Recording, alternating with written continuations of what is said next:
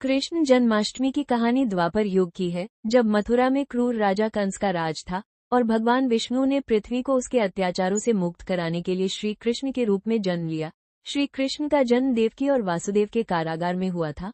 उनके जन्म लेते ही जेल में रोशनी फैल गई और पिता वासुदेव उन्हें गोकुल में नंद और यशोदा के पास ले गए। ये त्योहार हर साल भाद्रपद मास के कृष्ण पक्ष की अष्टमी तिथि को आधी रात में मनाया जाता है। कथा का विस्तार से वर्णन। एक कंस का अत्याचार। कंस के अत्याचारों से पृथ्वी त्रस्त थी, इसलिए भगवान विष्णु ने पृथ्वी पर अवतार लेने का निर्णय लिया। 2 देवकी और वासुदेव का कारावास। देवकी और वासुदेव को कंस ने कारागार में बंदी बना रखा था, क्योंकि एक भविष्यवाणी थी कि देवकी का 8वां पुत्र ही कंस का वध करेगा। 3 कृष्ण का जन्म। भाद्रपद मास के कृष्ण पक्ष की अष्टमी तिथि को रोहिणी नक्षत्र के शुभ योग में मध्य रात्रि में श्री कृष्ण का जन्म हुआ।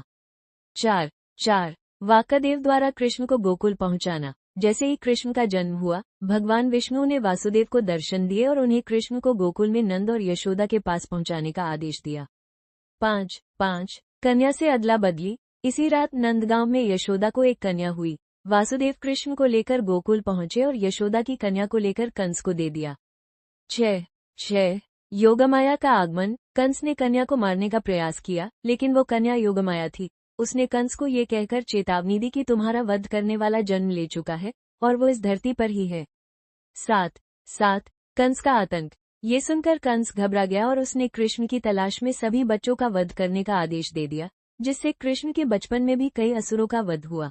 इस प्रकार कृष्ण जन्माष्टमी के दिन श्री कृष्ण के जन्म का उत्सव मनाया जाता है और उनसे आशीर्वाद प्राप्त करने के लिए लोग व्रत रखते हैं, भजन कीर्तन करते हैं।